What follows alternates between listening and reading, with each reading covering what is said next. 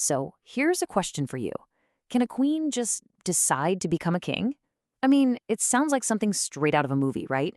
A queen with all the power in the world just says, you know what? I think I'll be king instead. Well, the crazy part is, it actually happened. Yep, way back in ancient Egypt, one woman did exactly that.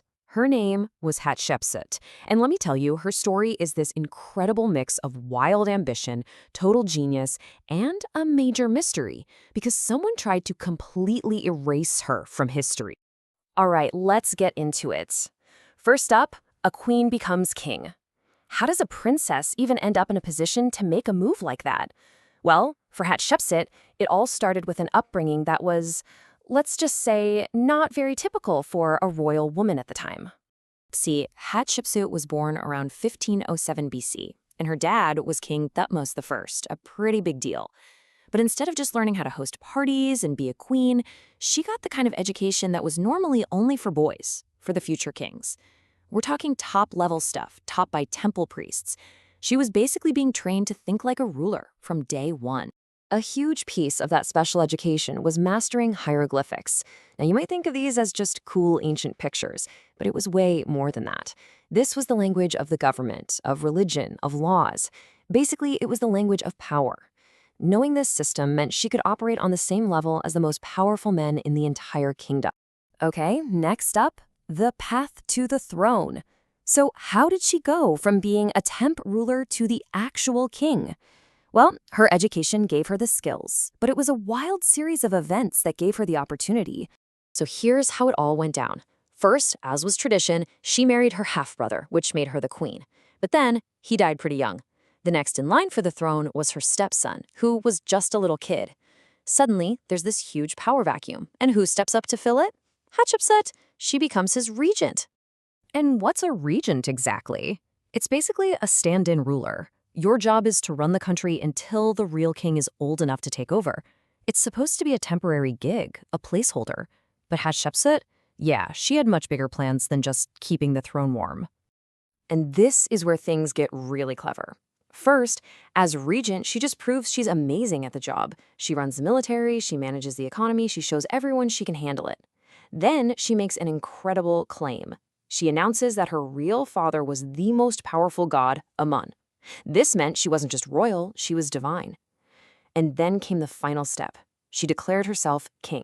She was also a master of propaganda. She knew that to be seen as king, she had to look like one.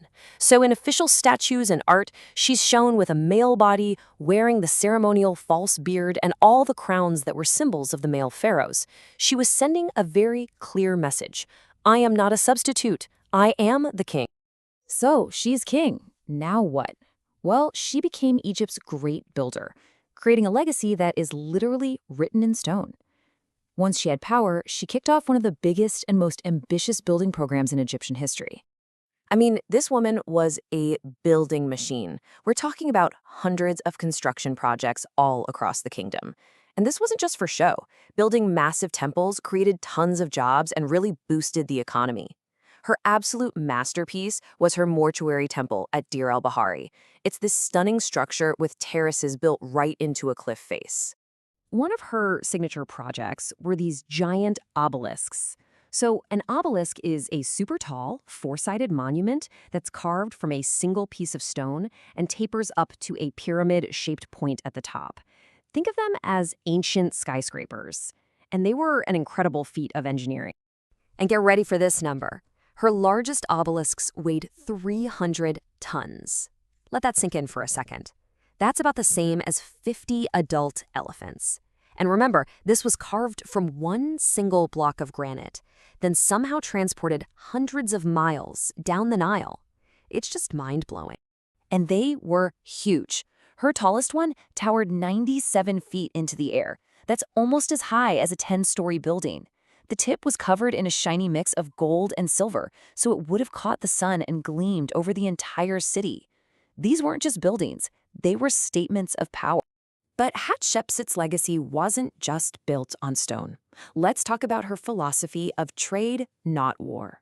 She knew that true power also came from wealth, and she chose to build that wealth through peaceful trade instead of expensive wars.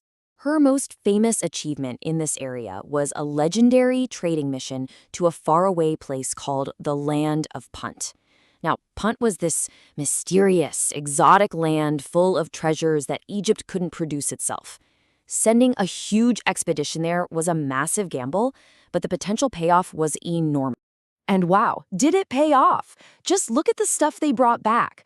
Gold, ivory, ebony, super valuable incense like frankincense and myrrh for religious ceremonies.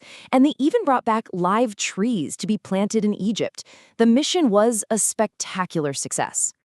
Now, don't get the wrong idea. She wasn't just a peace and love ruler. She was practical. She knew that to protect all this new wealth and her trade routes, she needed a strong military. So she did lead campaigns when she had to, securing Egypt's borders. She kept the country safe so it could prosper. After such a successful reign, you'd think her name would be celebrated forever. But this is where the story takes a really strange and mysterious turn. Let's talk about the erased pharaoh mystery. Why was one of history's greatest rulers almost completely forgotten? She ruled for about 22 years, and during that time, Egypt was peaceful and incredibly wealthy. When she died around 1458 BC, she was buried in a grand tomb fit for a king. But what happened next is basically a historical cold case. Decades after she was gone, someone gave an order to systematically wipe her from history. Her name was literally chiseled off temples and monuments all over Egypt. Her statues were smashed into thousands of pieces and buried. It was a deliberate attempt to make the world forget a woman had ever been king. So why would anyone do that? Well, the old theory was simple revenge. People assumed her stepson, Thutmose III, was angry that she took his throne and erased her out of spite. But a newer theory suggests it wasn't personal, it was political. The idea is that much later, someone wanted to clean up the official king list, and having a woman in the lineup looked messy, so they just edited her out. For thousands of years, the plan to erase her pretty much worked. But modern archaeologists pieced her amazing story back together from all the broken fragments they found. And today, despite that attempt to make us forget her, we know the truth. She's recognized as one of the most successful and powerful women to ever lead an empire. And that leaves us with one final thought. Hatshepsut's story was recovered almost by accident. It really makes you wonder, if a ruler this important was almost completely forgotten, whose story are we still missing today? What other incredible people have been lost to time, just waiting to be rediscovered?